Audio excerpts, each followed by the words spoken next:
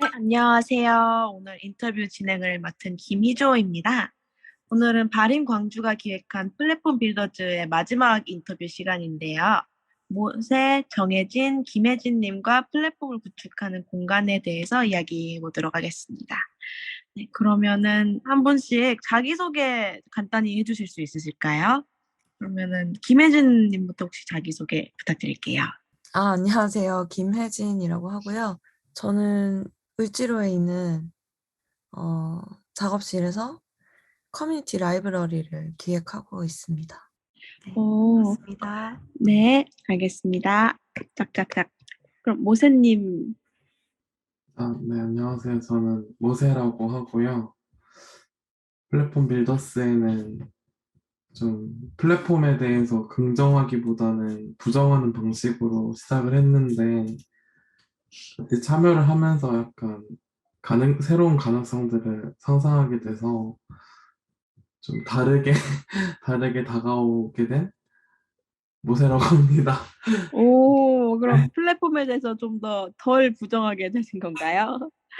네, 공동체에 대해서 정확히는 좀 음, 부정적으로 이제 가능할지 이렇게 의구심이 있는 상태였는데, 그래도 아직까지 유효하고 새로운 방식으로 계속 상상하게 되더라고요. 플랫폼 리더스 하면서. 네. 네, 알겠습니다.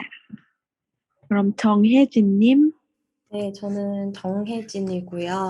네, 기획자 겸 영상 작가로도 활동하고 있고, 저는 한 7년 동안 공간을 운영하다가 작년에 마무리를 지은 상태고, 또 동시에 무형의 콜렉티브를 운영하고 있어요. 이후에 좀 플랫폼에 대한 생각이 많아져서 현재는 이 플랫폼 빌더스를 통해서도 그렇고, 다른 새로운 플랫폼을 좀 상상만 하고 있는 중입니다. 네네. 그럼 공간이라 하면은 간단하게 운영하는 지금 공간 운영했었고 플랫폼을 운영하는 중이라는 거죠? 공간은 어, 과거형이고. 네, 공간 네네. 유형 이제 정말 물질적으로 진짜 현존하는 공간을 운영을 했었었고 지금은 오, 이제 그 공간이 없는 무형의 창작 공동체 아, 콜렉티브를 네, 운영하고 있습니다. 네네. 알겠습니다. 그래서 세 분 다 공간이라는 개념과 뭔가 연류가 되어 있는 글을 써주신 것 같아서 이렇게 모셔봤어요. 그러면은 저희가 공간을 이미 가지고 계신 분도 있고, 가지셨던 분도 있고, 생각을 하시는 분도 계시는데, 저는 이 공간이라는 걸 피지컬한 공간이랑 그 좀 가상적인 공간 둘 다 좀 어울러서 이야기를 해보는 시간을 가졌으면 하거든요. 그래서 많은 인사이트 부탁드립니다. 그럼 첫 번째 질문으로 플랫폼을 위해 어떤 공간을 구축하고 싶은가, 혹은 구축했는가, 그리고 왜 그런 방향으로 진행했는지 간단히 설명 부탁드릴게요. 김혜진님부터 해볼게요, 한번. 저 같은 경우는 플랫폼 빌더스에서 저희가 처음에 리서치한 내용들을 이야기를 하고 플랫폼의 정의에 대해서 굉장히 이야기를 많이 나누었던 기억이 나요. 그 중에서 저희가 어떤 물리적인 공간이라던가 사람들이 모이게 됨으로써 생기는 어떤 공간은 아니지만 공동체라는 어떤 개념까지도 플랫폼을 볼 수 있다. 이런 이야기들을 했었던 기억이 나거든요. 그러면서 커뮤니티 공간이나 로컬이라는 키워드도 있었고, 또 어떤 다양한 비유들도 이야기를 했던 기억이 나고요. 그래서 제가 준비하는 공간 같은 경우는, 처음에 막연하게 공간이나 플랫폼 만들고 싶다는 생각은 정말 10년 넘게 했었던 것 같아요. 학교 다닐 때 한참 그런 작가분들이 되게 많았었어요. 파트타임 스위트가 2009년인가에 아마 첫 번째 전시를 광화문에서 파트타임 스위트라는 이름으로 전시를 했었고, 그때 제가 다니던 그 영어학원 근처였어가지고 가서 봤었던 기억이 나요. 첫 번째 전시를. 그리고 뭐 그 전에 어떤 공간에 가서 하는 그 일시적인 전시의 형태가 작가들의 콜렉티브가 되고 그 콜렉티브를 가진 작가나 어떤 공동체들이 공간을 가지고 자기의 전시라던가 활동을 이어가는 그런 장소들이 생길 때쯤에 제가 또 공부를 하고 있었기 때문에 그런 레퍼런스가 많아서 더 이런 걸 하고 싶었나 봐요. 그러면서 아티스트 스페이스라던가 아티스트 런 스페이스에 대한 관심을 쭉 가지고 있었고요. 그래서 을지로에 오게 된 것도 사실은 작가분들이 굉장히 근처에 많기 때문에 을지로를 선택하게 된 경우도 있고, 저는 동생이 작업을 해요. 드로잉을 하고 영상 작업을 하는데 요즘은 이제 그 영화 미술팀 작업으로 좀 빠져서 영화 쪽으로 가긴 했지만 처음엔 동생 작업실이었거든요. 근데 동생이 이제 영화 때문에 이렇게 뭔가 작업실을 쓸 수가 없는 시점이 온 거예요. 아예 그 계속 밖에 나가 있고 이러니까. 근데 공간이 있는 상태인데 그거를 눌릴 수가 없잖아요. 이미, 어, 그러니까 뭐 공간을 확보를 해놓고 돈을 다 내놓았기 때문에.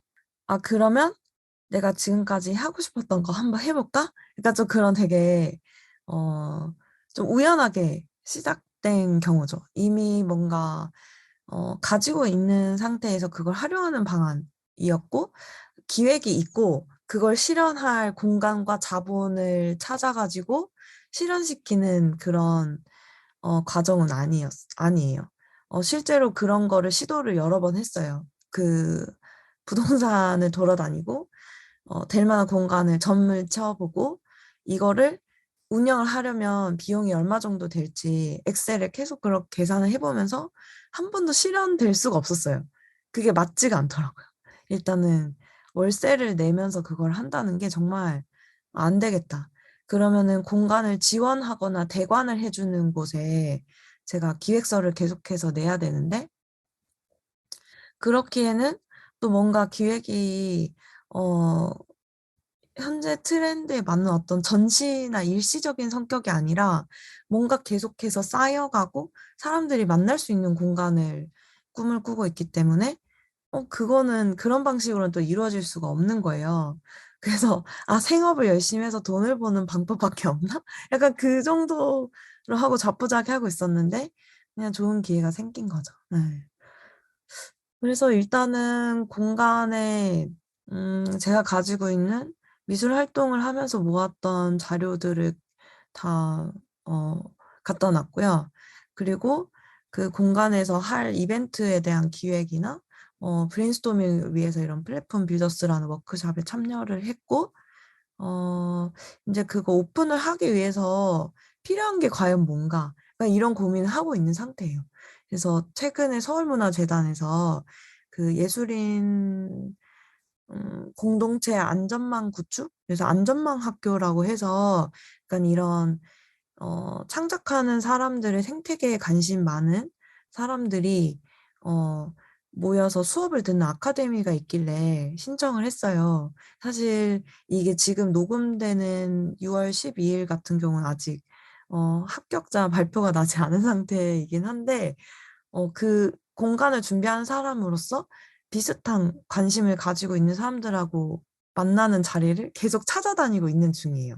그래서 플랫폼 빌더스 했던 것처럼 좀 그렇게 어, 만나서 뭔가 고민을 나누고 이런 그 공동체 안전망 이 두 가지 관심사가 제가 생각하고 있는 커뮤니티 라이브러리에 맞는 것 같아서 네.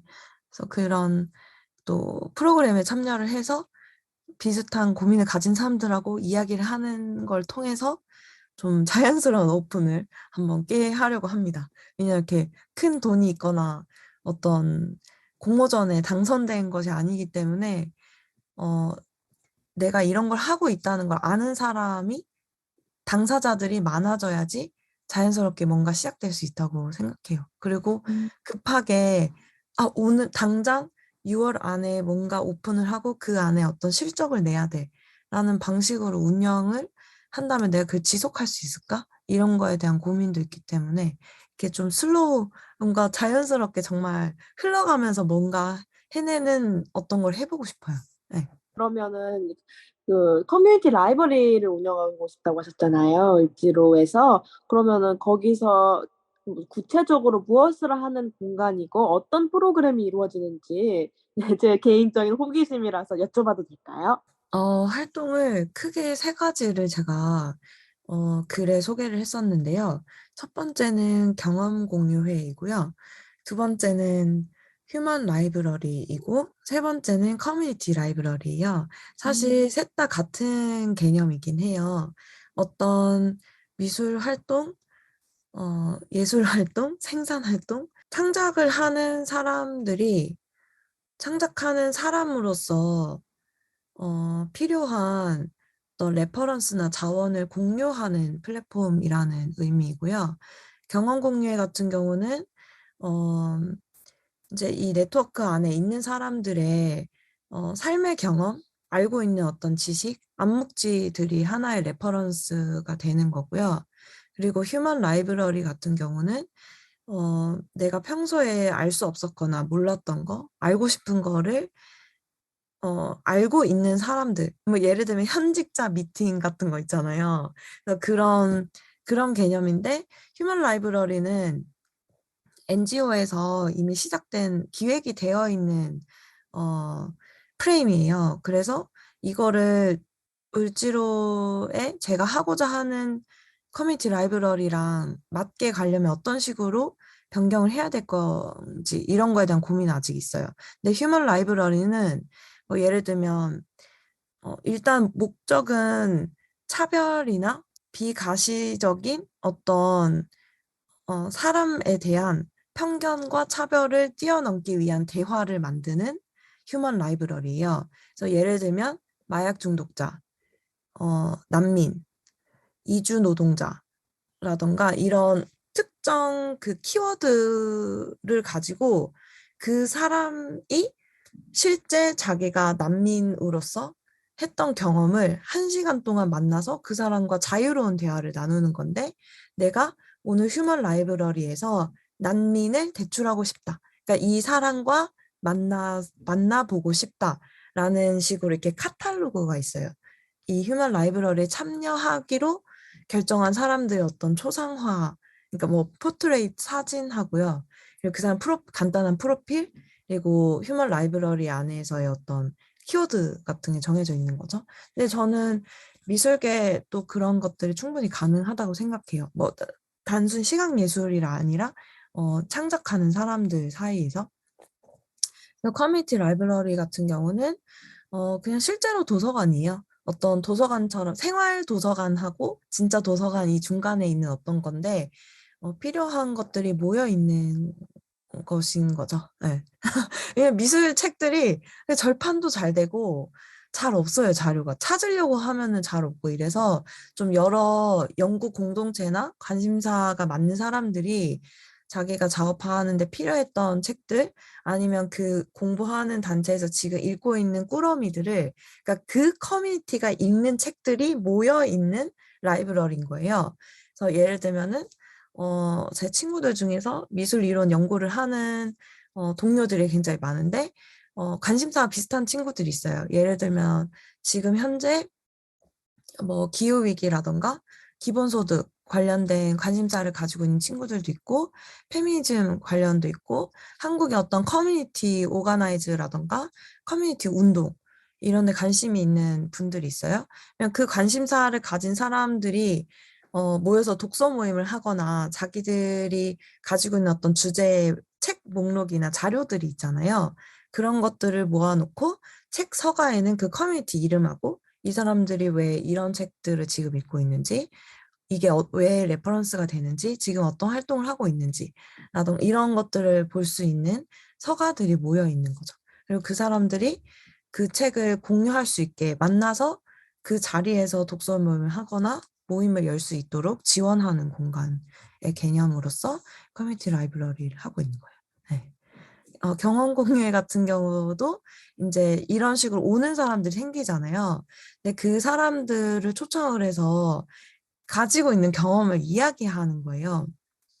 보통 아티스트 토크나 포트폴리오 크리틱 같은 형태의 인포멀한 어떤 토크 같은 거 되게 많은 것 같아요, 이미.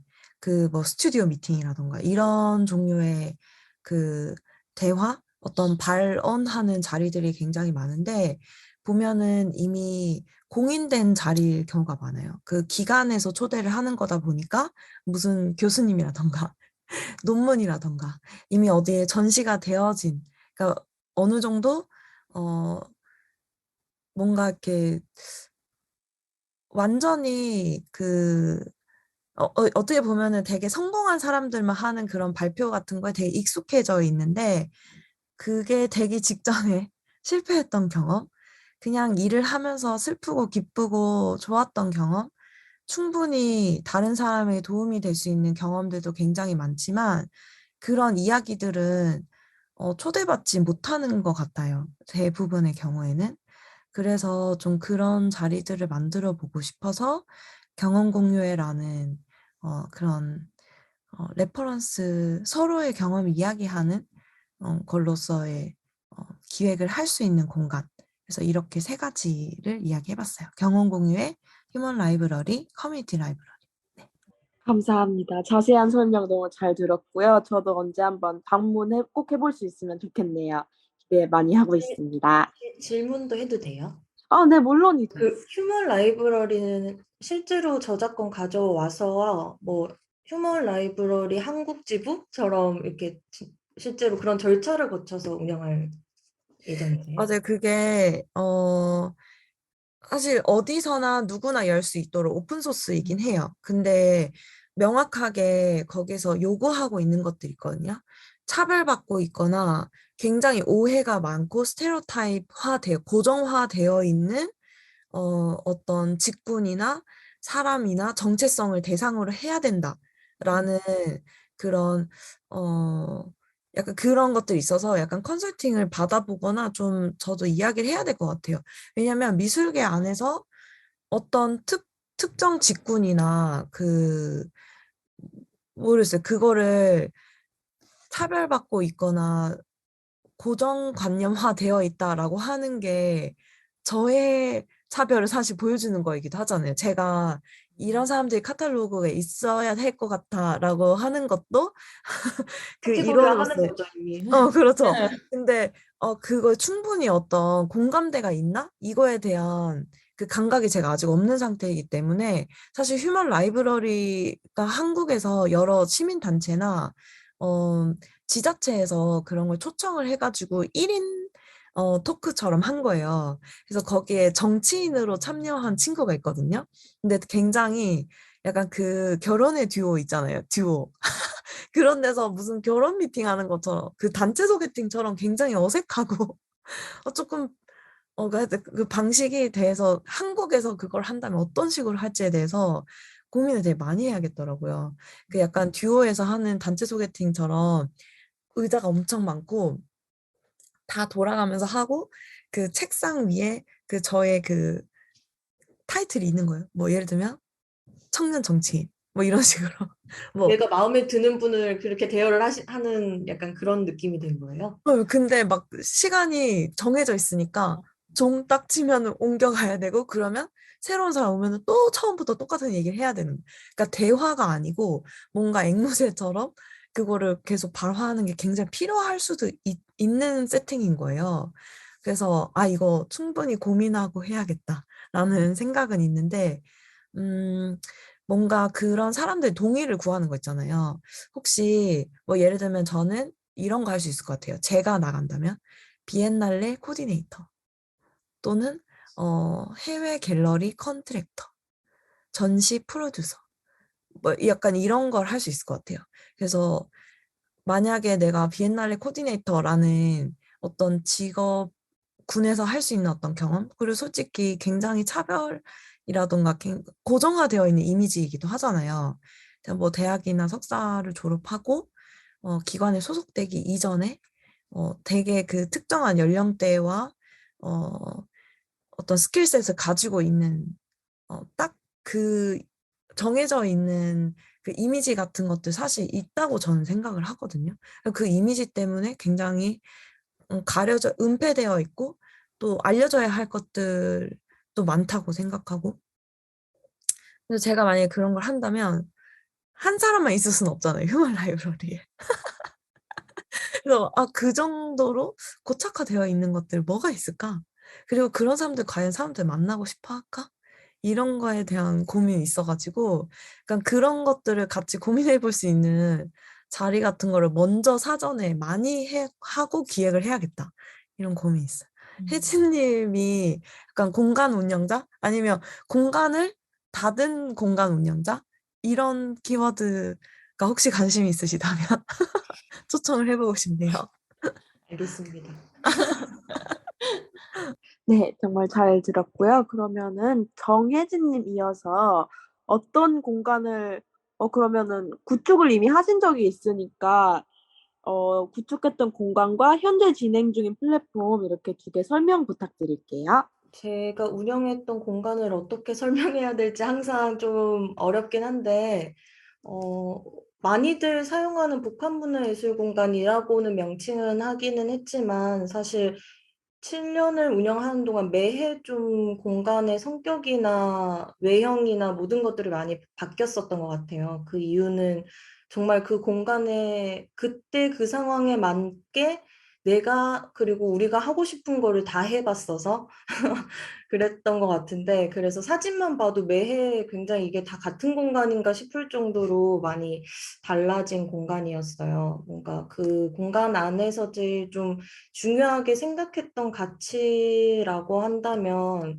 보통의 이런 대안 공간이나 그런 예술 공간들이 그 공간을 운영하는 운영 주체, 그 운영자에게 굉장히 포커스가 많이 맞춰져 있고, 정체성도 그렇게 흘러가는 경우가 많은데, 최대한 좀 그 운영자의 색을 많이 덜어내고, 그래야 오는 사람들이 여기 이 공간을 좀 내 주인처럼 여기고, 여기를 내가 어떻게 사용해보고 싶다라는 좀 욕구가 들 거라는 생각에서 좀 최대한 많이 덜어내려고 했었던 것 같아요. 그래서 좀 앞으로 해보고 싶은 공간 같은 경우에도 뭔가 구체적으로 이런 프로그램이나 아니면 그런 컨텐츠를 생산하는 공간을 만들고 싶다라는 것보다는 조금 더 원론적인 질문으로 플랫폼 저희도 한번 과정을 거쳤었지만 도대체 플랫폼이 뭐고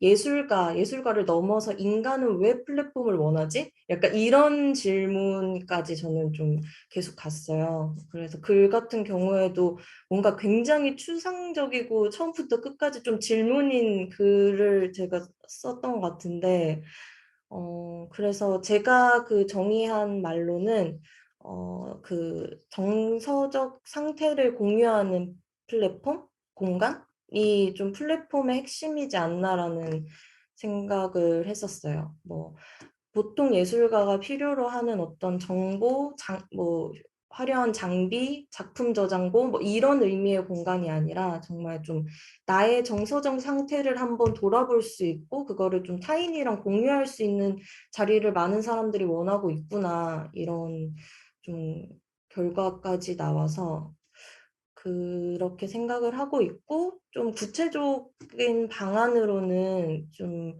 자본주의 체제 안에서 그거를 좀 타파할 수 있는 방법으로 좀 디지털 환경을 좀 적극 활용하는 방법을 좀 생각해 보고 있습니다. 정서를 공유하는 디지털 공간이 될 수도 있겠네요. 네. 음, 아무튼 나중에 운영 진행되시면은 저희도 꼭 알려주시고요. 마지막으로 모세님 똑같은 질문 드릴게요. 모세님은 우선 여러 가지 공간에서 리서치를 진행하셨는데요. 그중 가장 말하고 싶은 공간에 대해서만 말씀하셔도 되고, 아니면은 본인이랑 가장 밀접하게 연관되어 있다 생각하시는 거 말씀하셔도 될 것 같아요. 아니면 전부 다 하셔도 되고요. 취사 선택해서 부탁드립니다. 제 글이 제일 뭔가 추상적인 글이어서 말하기 좀 어려운데 그냥 원래 희조님이 하셨던 질문에 대한 답으로 하는 게 좀 편할 것 같아서 이제 제가 어떤 공간을 구축하고자 하는 건 아니지만 공간이나 공동체나 플랫폼을 계속 상상하는 거는 뭔가 제가 느끼기에는 뭔가 오늘날을 살아가는 사람으로서 되게 많은 것들을 상상에 의존하고 있다고 생각을 해요. 근데 그 상상이 좀 소유의 개념에 가까운 것 같거든요. 심지어는 공동이라고 하는 것조차도 공동 자체라기보다는 공동이라는 감각을 소유한다에 좀 더 가까운 것 같거든요. 그래서 그런 의미에서 저는 계속 공동을 부정할 수밖에 없게 되는데, 어, 저는 그런 의미에서 좀 그 소유? 그 감각을 소유한다라는 게 되게 이름 같은 것들이라고 생각을 했고, 이제 제가 가지고 온 좀 초안이 됐던 것들은 수도원 공동체 같은 것들이었어요. 근데 수도원 공동체는 물론 어떤 신이라는 어, 상상의 대상, 믿음의 대상을 공통적으로 공유하고 있고 있는 게 이제 물론 핵심이 되겠지만 제가 거기서 조금 큰 포인트를 잡고 있는 거는 그 공동이라는 플랫폼 혹은 공동체 안에서 노동하고 거주하는 경험? 그 경험은 이름이랑 좀 다르다고 생각을 했어요. 뭐 수도원이나 뭐 신의 이름이나 어떤 장소적인 이름을 가질 수는 있지만 그게 그것보다는 그 안에 있는 개인들이 계속해서 행위하고 있고 그 행위가 되게 반복적이고 뭔가 계속 이렇게 돌고 도는 그 과정들이긴 하지만 그게 일단 이름에서 행위로 옮겨졌다는 것만으로도 저는 좀 되게 가치가 있는 일이라고 생각을 했던 것 같아요.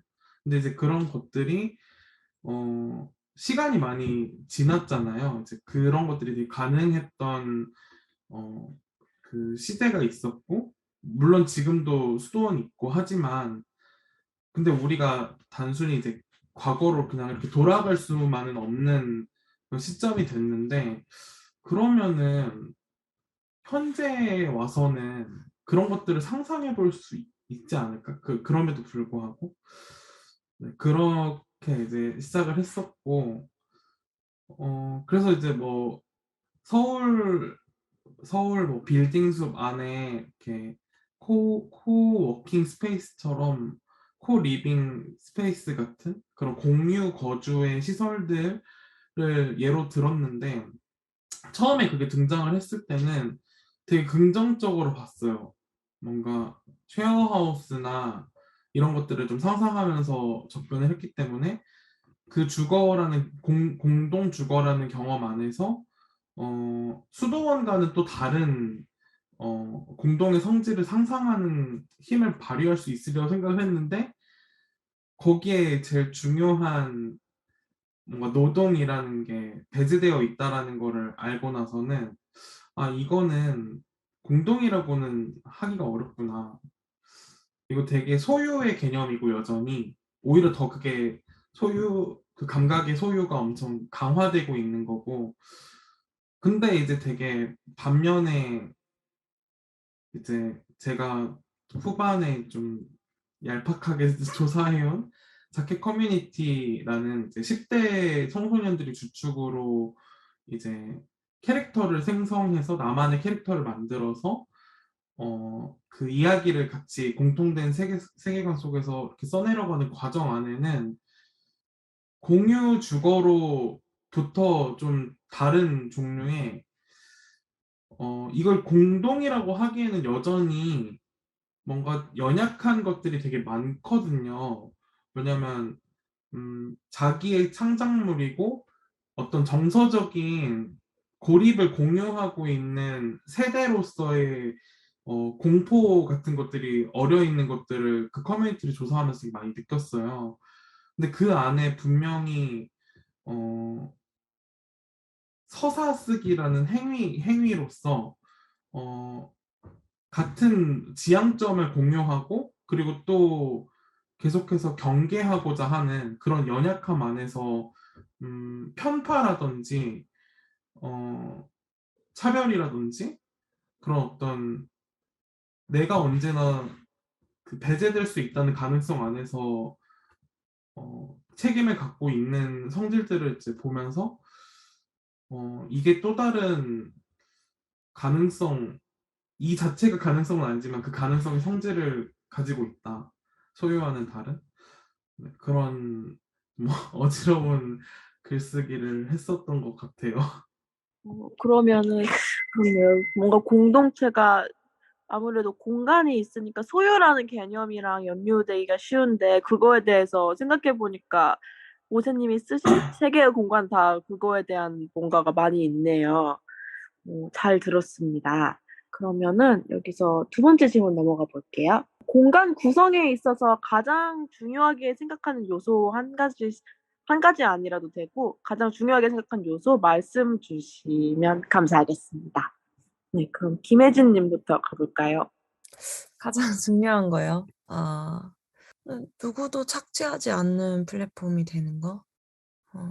그게 혜진님이 얘기하셨던 것처럼 그 운영자의 성격이 너무 드러나거나 어떤 뭔가 그 운영자의 정체성으로만 구축되어 있는 공간이 되는 것도 결국은 운영자가 갖고 있는 걸 또 착취하는 걸 생각하거든요. 너무 그게 인생과 막 몸과 영혼 다 바치면 안 되는 것 같아요. 그렇게 해서는 아무것도 될 수 없다고 생각하고 참여하는 사람들도 얻어가고 좋은 느낌을 받아야지 내가 여기에 뭔가 뺏기는 것 같다. 그런 기분을 받는 것은 안 되는 것 같아요. 그게 모세님 이야기한 거랑도 저는 이어 있다고 생각해요. 공동이나 막 진짜 공동체라는 것도 결국 서로가 어떤 감각을 공유하는 거지 실제로 진짜 그 공동이라는 거 존재할 수 없다라는 거 저도 조금 그거에 그게 공감을 하는 편이라 가지고 공감을 하는 편이 아니고 공감하고 있어요. 네. 그래서 그런 누구도 착취하지 않는 것 얼마나 어려울까요?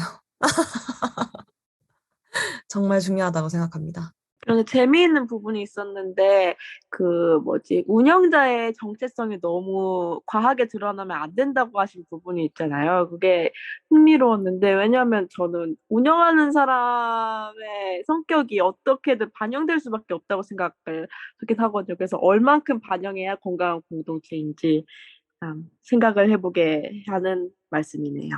그러면은, 모세님은 공동체 구성에 있어서 가장 중요한 요소는 뭐라고 생각하시나요? 진짜 어려운데요. 보편이라는 그냥 키워드가 떠오르더라고요.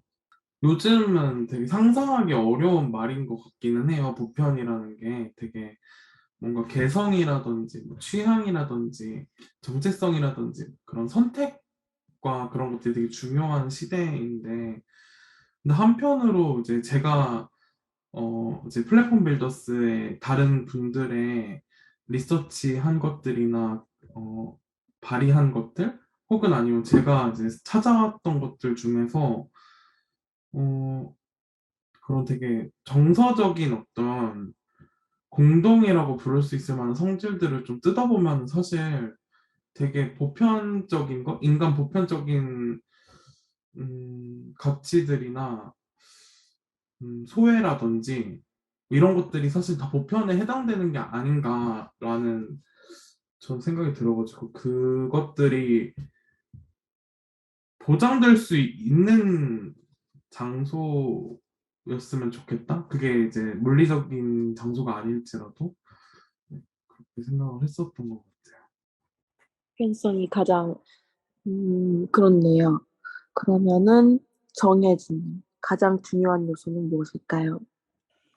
저는 결국 운영체제 설계를 어떻게 하느냐가 되게 중요하다라는 생각이 들어서 그래도 체크리스트 같은 걸 한번 써봤는데 운영자가 해야 될 역할에 제가 두 가지를 썼었는데 수평적 관계에서 활동을 활발하게 가능하게 하는 것 그리고 유의미한 결과물 생산 이렇게 두 가지를 썼었던 것 같은데 이 유의미한 결과물 생산이 아까 혜진님께서 말씀해 주신 것처럼 예술 노동과 이어지면서 이게 시장의 논리 안에서 굴러가지 않기 때문에 이거를 서로에게 어떻게 보상할 거며 어느 정도까지 자발적인 거를 요구할 수 있을까라는 질문으로 이어지기는 하는데 그래서 좀 그거에 대안으로 무쇠님께서 그때 소개해 주셨던 아까 말씀하셨던 자켓 커뮤니티를 저는 좀 재밌게 봤었어요. 그래서 글도 되게 재밌게 읽었고 그거랑 또 리서치하면서 발견했었던 그 외국 사이트 중에 뭐 팬픽을 그 아카이빙 해놓은 사이트가 재밌었는데 그 두 가지 다 좀 능동적으로 자발적으로 적극적으로 그 안에 있는 사람들이 창작물을 생산해내고 그거를 그 안에서 같이 독자가 되기도 하고 창작자가 되기도 하고 그 안에서 저절로 뭔가 좋은 작품들은 유명해지기도 하고 뭔가 그런 자연스러운 것들이 이렇게 예술 생태계 안에서도 가능하지 않을까라는 조금 얄팍한 희망을 봤었던 것 같아서 그거에서 많이 착안을 할 수 있지 않을까라는 상상은 하긴 했었습니다. 다들 세 분 다 좋은 말씀 감사합니다. 그러면은 이번엔 반대급부로 공간을 구성하는 데 있어서 가장 큰 어려움에 대해서 얘기해 보고 싶어요. 아무래도 가상의 공간 그리고 현실의 공간 둘 다 아우르면서 다들 생각하고 계셔서 좀 재미있는 답변이 많이 나올 것 같습니다. 네, 그럼 김혜진님 먼저 말씀 부탁드릴게요. 음, 저는 리서치 때도 이야기했었는데, 많은 로컬 공간이 사라진 건 어떻게 보면은 부동산에 되게 많이 매여 있는 것 같아요. 그냥 그 물리적인 공간 자체를 유지할 수 없는 여건이 변화하는 거죠. 뭐 월세를 감당할 수 없다거나 건물의 용도가 변경이 되면서 비워줘야 하는 상황이 오는 것들. 근데 그러다 저희 그런 얘기도 했던 것 같아요. 근데 그게 그 자리에 오래 있어야지만 좋은 공간인가? 그거는 또 아니라는 생각이 들어서. 근데 가장 크게는 주변의 환경이 변화하고 그 환경에 적응하는 것 때문에 어, 없어지지 않을까? 그런 생각합니다. 근데 그 적응하는 거 좋은 것 같아요. 생존이나 지속 가능성이나 적응이나 이 세 개를 같은 선상에서 봐야 된다고 생각해요. 그게 소멸하거나 실패하는 것이 아니라 그 자리에서 할 일을 했다면 또 다른 방식으로 변해갈 수 있는 기회라고 볼 수 있지 않을까? 음.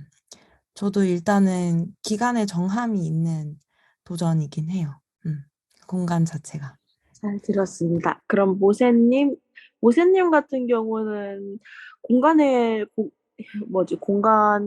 세 개를 말씀 주셨는데 각각 그러면 어떤 어려움이 예상하고 계시나요? 저는 글쎄요, 오히려 새 뭔가 플랫폼 다 별로 어렵지 않은, 그 자체적으로는 별로 어려움이 없는 것 같았어요. 되게 자발적으로 참여하고 있고, 되게 오랫동안 명목을 유지하고 있는데, 사실 그 외부로 드러나는 거에 대한 별로 강박이라고 해야 되나? 그런 게 없어서 가능한 것 같다는 생각도 들어요. 이걸 더 발전시킨다거나 어떤 문제 해결을 위한 커뮤니티가 아니잖아요. 그런 플랫폼이 아니잖아요. 그래서 좀 방금 든 생각은 이제 어떻게 보면 공동을 구성하는 것에 있어서 가장 중요한 요소로 손꼽아지는 것들이 있잖아요. 지속 가능성이라든지 어떤 특정한 의제에 대한 의제라든지 아니면 그것에 대한 문제 해결 목표가 되는 것들이 오히려 그걸 지났을 때 어려움이 계속 요구되는 것 같다는 생각도 들더라고요. 그래서 그냥 하나의 대표적인 제가 리서치한 것 중에서는 이제 90년대 빈티지 컴퓨터가 아이패드가 등장하기 전에 나온 PDA라는 기계가 있는데 그 기계를 사용하는 사람들의 커뮤니티거든요.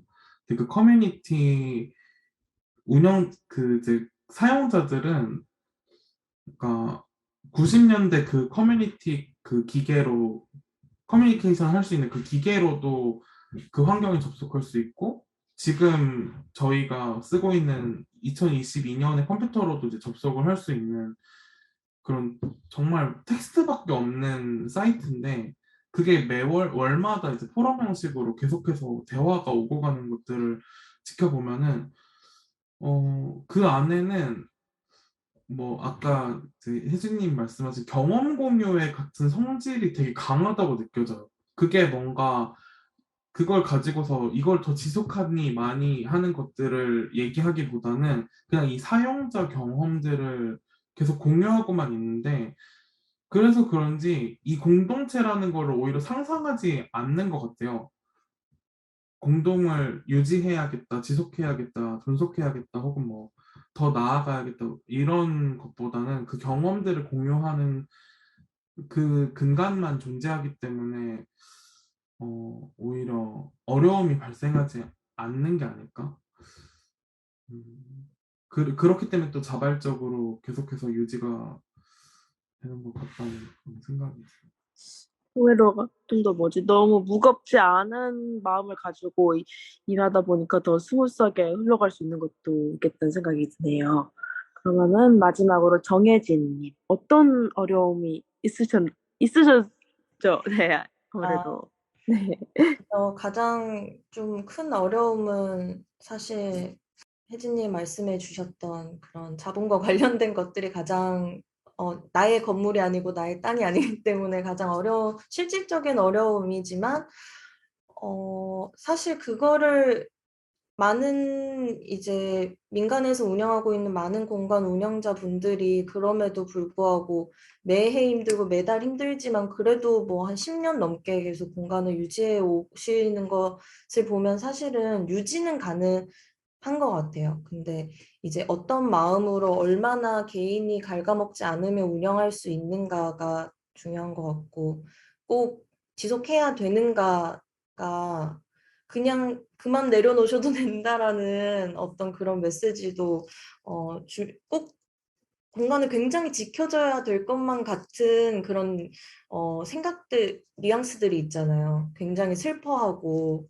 다 같이 없어진다고 하면 실제로도 슬프신 거겠지만 그런 것들 짐을 조금 내려놓을 수 있게 해줄 수 있으면 참 좋겠다라는 생각이 들면서도 다음에 플랫폼을 상상할 때 온라인 플랫폼을 적극 활용해 보고 싶다라고 서두는 꺼냈지만 그래도 확실히 오프라인 플랫폼이 가지는 순기능이 있고 그것은 인간에게 정말 불가변한 그런 요소라는 생각도 들거든요. 그래서 조금 적극적으로 우회해서 어떤 방법들을 찾아가 보자 였으면 좋겠어요. 근데 그게 구체적인 방안은 아직은 없지만 네, 실행하려면 우선은 많은 좀 조사와 연구가 필요할 것 같아요.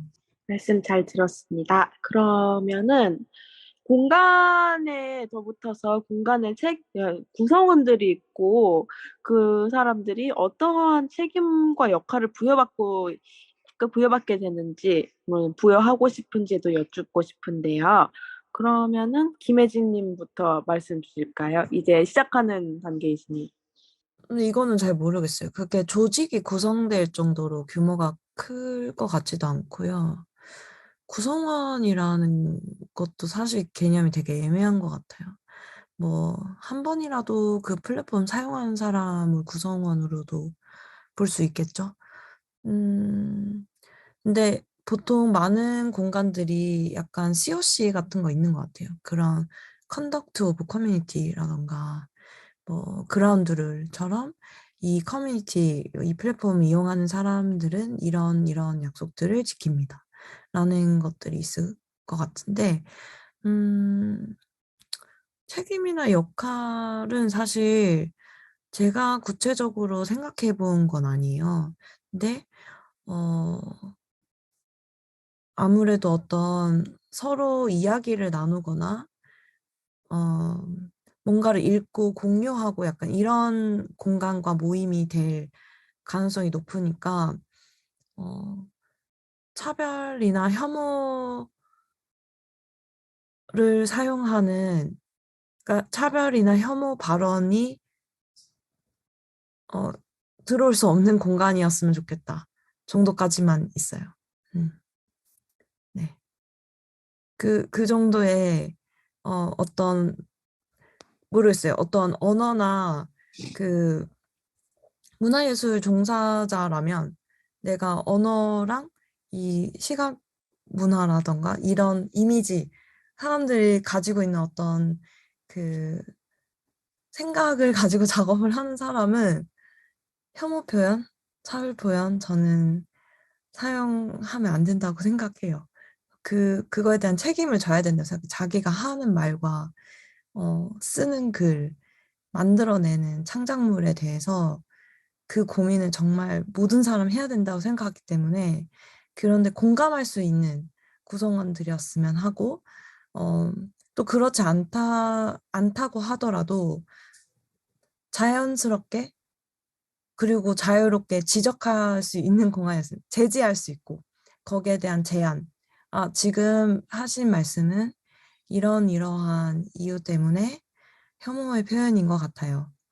이렇게 써보는 건 어떨까요? 라던가, 그런 제안을 할 수 있고, 어, 모르겠어요. 그게 뭐라고 얘기해야 되죠?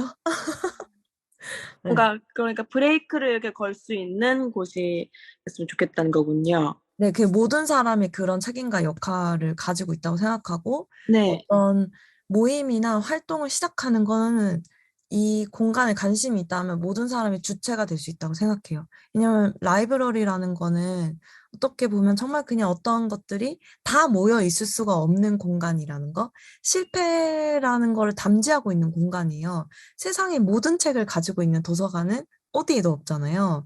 그래서 저는 제가 라이브러리를 만든다고 했을 때, 아, 한국에 존재하는 모든 미술 관련된 자료 다 모아놓겠다. 모든 필요한 장비 다 갖추고 있겠다. 이런 생각은 추호도 하지 않았어요. 근데 그런 것들을 모든 사람이 알고 있고 내가 원하는 거는 가지고 올 수 있고 나눌 수 있는 공간이라 의미에서 모든 사람이 주체가 된다는 거죠. 제가 가지고 있는 어떤 한계, 가지고 있는 관심사가 갖고 있는 어떤 편협함 때문에 이 공간이 뭔가 음, 한계가 지어지는 것이 아니라 모든 사람이 주체가 될 수 있다라는 의미에서 저는 역할과 책임이라는 거는 어, 제가 정할 수 있다기보다는 그 사람들이 자기의 갖고 있는 생산자로서 갖고 있는 어떤 의식을 공유한다면 충분히 가능하지 않을까? 저는 그렇게 생각합니다. 감사합니다. 그러면은, 네, 모세님. 그러면은 구성원들은 아무래도 어떤 책임이나 역할이 있을까요? 아무리 세 가지가 다른 공동체라도 뭔가 공동적으로 생각하는 무언가가 있을 것 같은데요.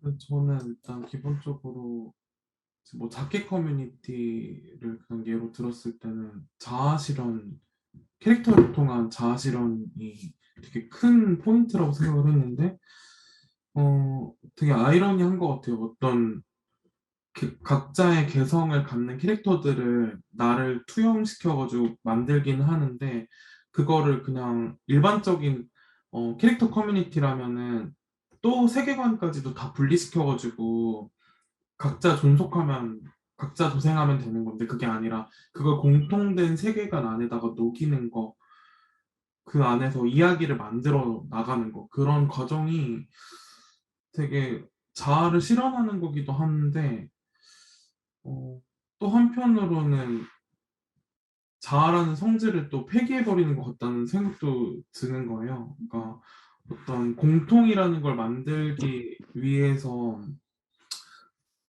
한편으론 그래서 뭔가 자아라는 것들을 좀 극복하려는 시도 같다는 생각들도 하고, 물론 이런 것들을 이렇게 좀 멀찍해서 보면은 음, 어쩔 수 없이 거기는 이제 취향이나 공통된 코드들이 존재하기 때문에 이게 코드화 된다고 해야 되나요? 그런 것들은 있는 것 같아요. 뭐 취향적인 부분들이나 뭐 캐릭터들의 뭐 특징들 같은 것들이 이렇게 공통되는 것들이 있긴 한데 그 안에서는 되게 뭐 아까 말한 보편이라는 것들을 좀 되게 큰 포인트로 잡고 있고 그 포인트 안에서 음, 되게 제가 느끼기에는 약간 긴장감을 느끼거든요.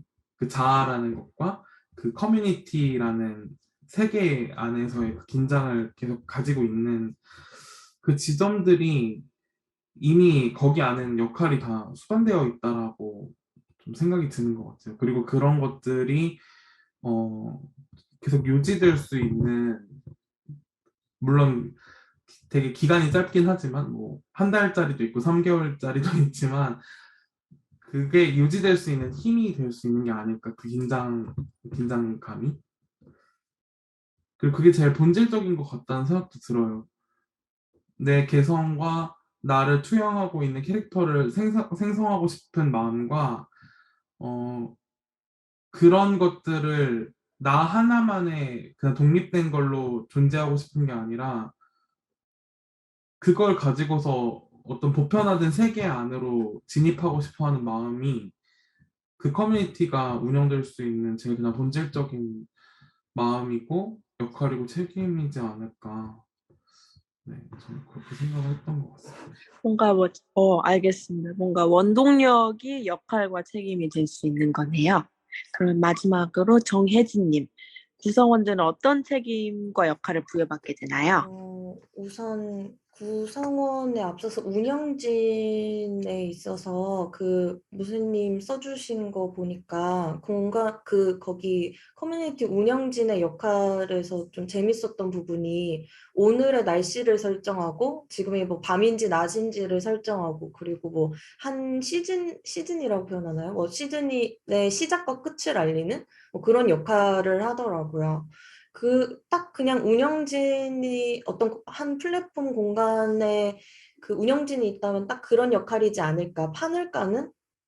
그 안에서 그 구성원들이 좀 놀 수 있게 판을 까는 역할이겠다라는 생각이 들어서 좀 인상 깊었었던 생각이 나고요. 그리고 구성원의 책임이라고 했을 때 사실 가장 좀 고민되는 부분이 아까 말씀하셨던 것처럼 익명성의 부분인데요. 그게 그 안에서의 혐오 표현과 직결되는 문제라고 생각을 해요. 뭔가 나의 이름을 바꾸거나 정체성을 바꾸는 거와 별개로 익명성은 정말 사람 없이 그냥 말만 떠다닌다라는 느낌, 감각이라고 해야 될까요? 그래서 온라인 기반의 커뮤니티가 있다고 해도 그냥 무조건적인 익명성을 보호한다라는 쪽으로 가지 않았으면 좋겠다라는 게 지금의 제가 생각하고 있는 건데, 뭐 다른 뭐 순기능이 있는지는 사실 아직은 잘 모르겠어요. 근데 그런 폭력적인 익명성은 지양해야 된다라는 생각이 들고,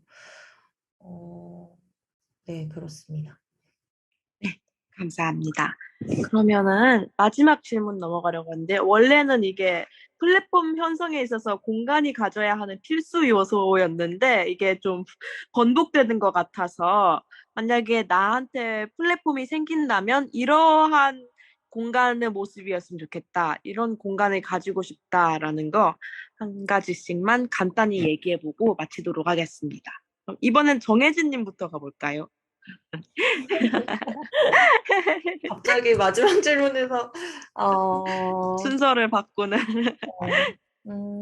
이것도 아까 얘기 나왔었던 거랑 계속 좀 반복되는 이야기인 것 같기는 한데 계속 온라인화 되는 것들이 많아지고 오프라인이 사라지면서 나를 좀 똑바로 볼 수 있는 어떤 타인을 바라보는 거, 나를 바라보는 시간은 굉장히 많은데 좀 타인을 통해서 나를 보는 시간은 많이 없어진다는 생각이 들어서 그런 것들이 공존할 수 있는 플랫폼이었으면 좋겠고 또 굉장히 고민되는 부분이 아까 혜진님 말씀해 주신 것처럼 혐오는 공간에서 없어야 하는 것인데 그게 혹시나 어떤 그 한 플랫폼에 모이는 어떤 유형이나 학벌, 성별, 뭐 어떤 환경적인 것 혹은 그 사람의 정체성으로 뭔가 사람들이 규정지어지지는 않을까라는 것들도 굉장히 고민이 되면서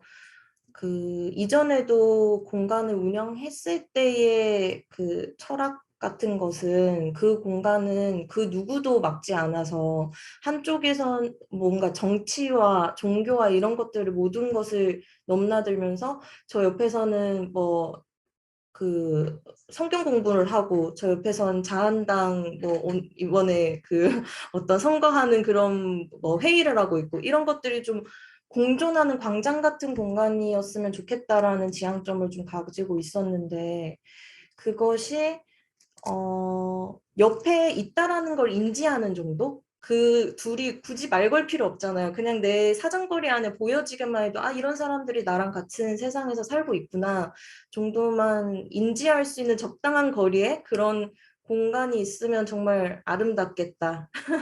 네, 뭐 그게 실현 가능한 건지는 모르겠지만 그런 공간이 하나 정도는 있었으면 좋겠어요. 알겠습니다. 그럼 모세님, 저 잠깐 30초 정도만 생각을 해도 괜찮을까요? 알겠습니다. 그럼 김혜진님 먼저 네. 어떤 느낌의 공간을 원하시는지, 네, 그러니까 뭐라고 하지? 공간이 아우르는 분위기, 뭔가 줄 수 있는 것 자유롭게 말씀 주세요. 음,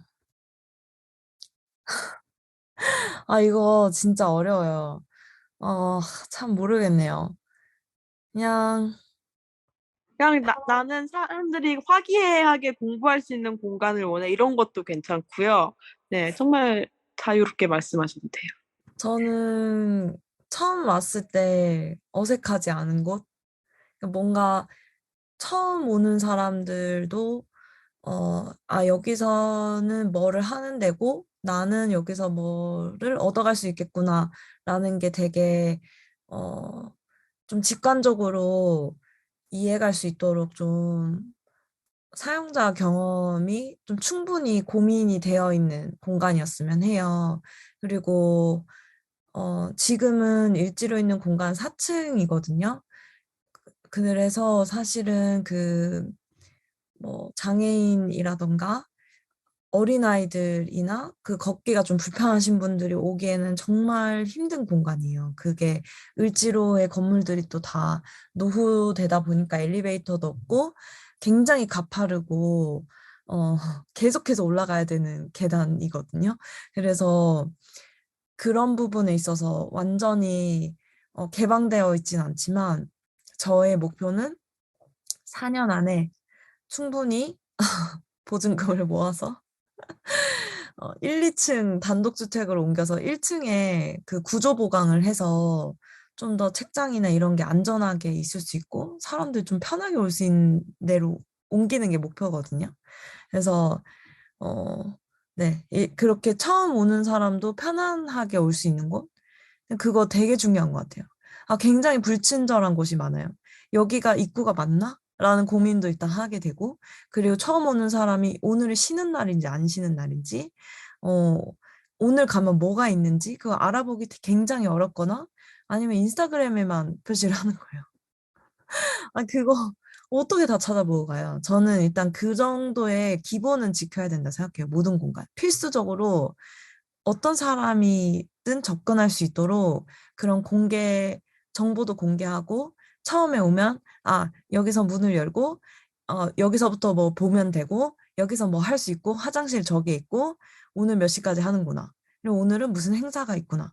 이거는 무료구나, 유료구나. 약간 이런 거, 기본적인 거, 저는 좀 지켜야 된다고 생각합니다. 네, 네, 그렇습니다.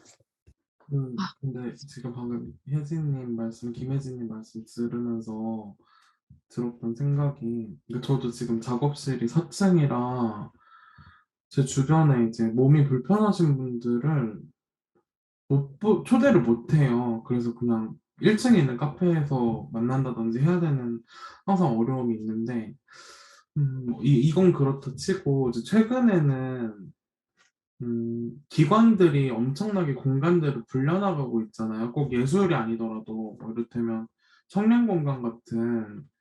그래서 이제 저는 지금 지역에 살고 있는데, 저도 이제 사실은 뭐 한 5년 전쯤 공간을 1년 정도 신생 공간을 운영을 했었어요.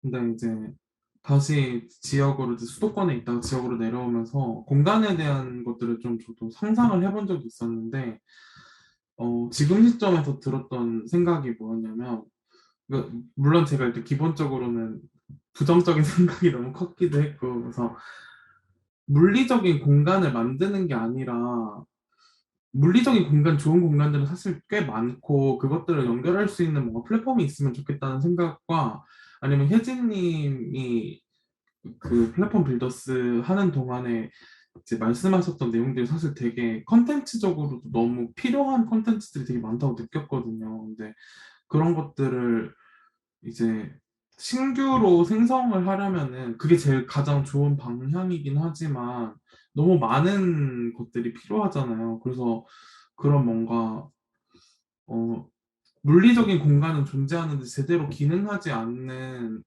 공간들을 어떻게 좀 혜진님 같은 그런 분들이 좀 이렇게 주도적으로 할 수 있는 방법이 없을까? 왜냐하면 이제 저 같은 경우는 청년 공간 같은 곳들을 이제 지역에 있는 청년 공간 같은 곳들을 그냥 커피 마시러도 가고 어, 카페 그 커피값 내기 싫어가지고 그냥 가기도 해요. 친구들이랑 그냥 에어컨 바람 맞으러 가기도 하고. 근데 갈 때마다 느끼는 건데 사람이 진짜 없거든요.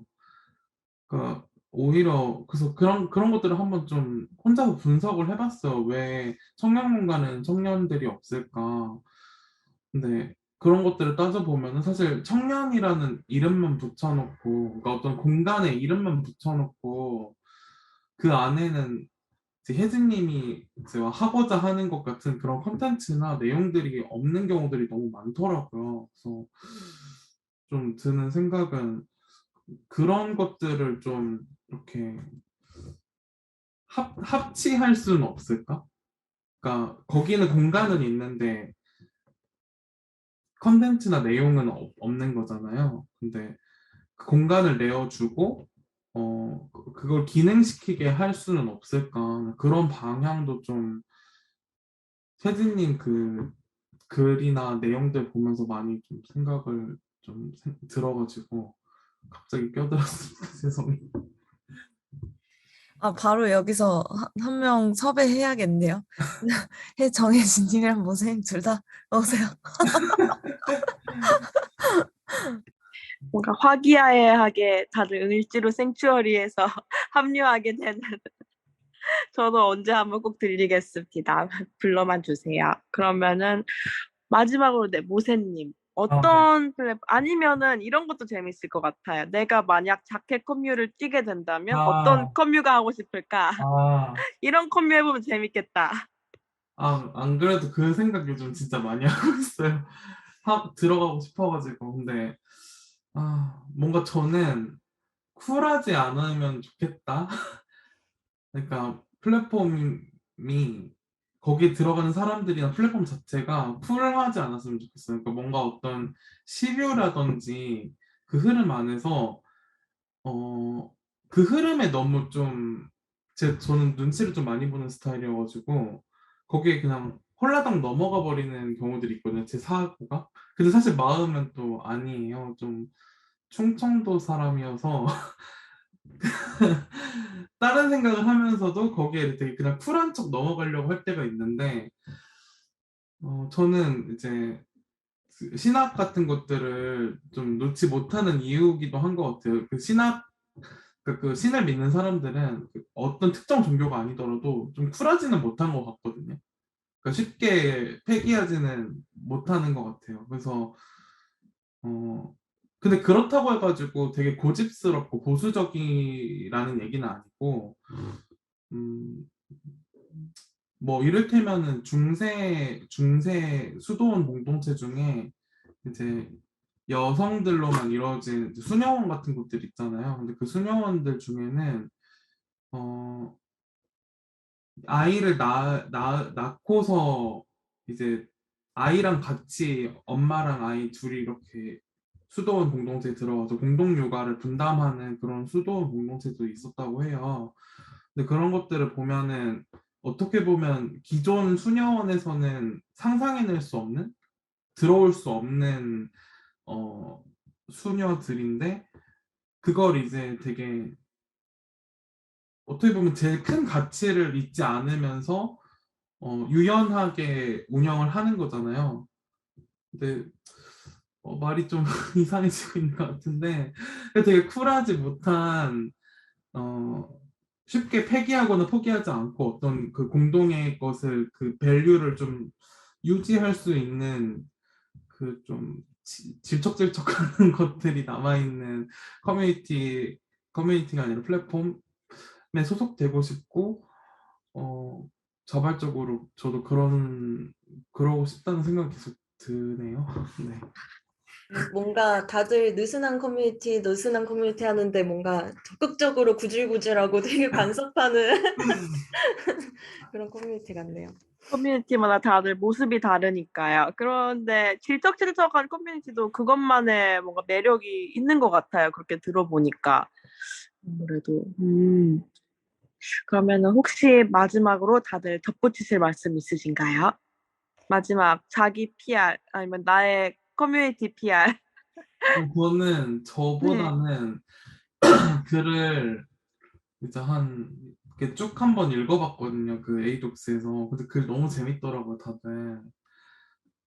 그래서 좀 너무 재밌게 봤다는 얘기를 하고 싶었고, 정혜진님 글에 그 체크리스트들 전 되게 추상적이지 않다고 느꼈고, 어, 정말 그 되게 구조가 비슷하다고 생각을 했어요. 그 한 평의 대지를 물리적인 대지를 상정해 놓고 그게 사실은 공간이 정말 공간으로서만 기능하는 혜진님이 말씀하신 비어 있고 어떤 가능성을 상상할 수 있는 그냥 물리적인 어떤 소유의 개념이 아니라 그래서 그게 좀 진짜 현실화돼도 정말 좋겠다라는 저는 생각이 들더라고요. 그리고 그게 되게 계속 뭔가 지속 가능성이나 무한한 것들을 계속 불러일으키는 게 아니라 유한한 것들을 계속 겹쳐놓는다는 이해 안에서는 어, 김혜진님이 하시는 그런 것들이 중첩돼가지고 실제적으로 가능하지 않을까 그런 방식으로 그냥 되게 좀 가능성을 많이 봤던 것 같아요. 저는 불가능성으로 시작을 했는데 아무튼 그런 소회를 밝히고 싶었습니다. 감사합니다. 저도 글을 쓰면서도 진짜 이거는 완고가 절대 아니다. 이게 뭐 왔다 갔다 하고 막 너무 큰 범위를 말하고 있나 굉장히 좀 오히려 더 생각이 복잡해졌었는데 거의 제가 상상했던 거 정확하게 읽어주신 것 같아서 너무 신기하기도 하고 감사하기도 하고요. 또 저도 이거를 정말 실제로 그냥 상상만 하는 게 아니라 실현해 보고 싶어서 근데 그 방법으로 자본의 논리를 비껴나가는 것이기는 하지만 그것의 방법으로 대놓고 스타트업이나 약간 그쪽 그 약간 사업으로 해서 이거를 한번 시도해 볼까라는 생각이 들어가지고 유심히 요새 보고 있거든요. 그런 쪽이나 아니면 이제 주택공사 뭐 이런 정말 완전 대놓고 그런 토지 관련한 어떤 사업들 그런 쪽으로 풀어보려고 한번 보고 있는데 네, 혹시나 이렇게 뭔가 이거를 실행하려고 하면 항상 좀 필요한 게 결국은 사람이더라고요. 저도 상상만 하고 있다가 이런 세미나 모임이 있어서 좀 더 구체적이어진 게 있어가지고 네, 연락드리겠습니다. 저도 그 라이브러리 초대해 주시고, 네. 잘 털어볼게요. 아, 그리고 저 홍보 하나만 해도 돼요? 네. 네. 그 아까 청년 공간 말씀하실 때 제가 지금 그 뭐 공동운영단 같은 걸로 같이 있는 청년예술청이라는 공간이 있는데, 네네네.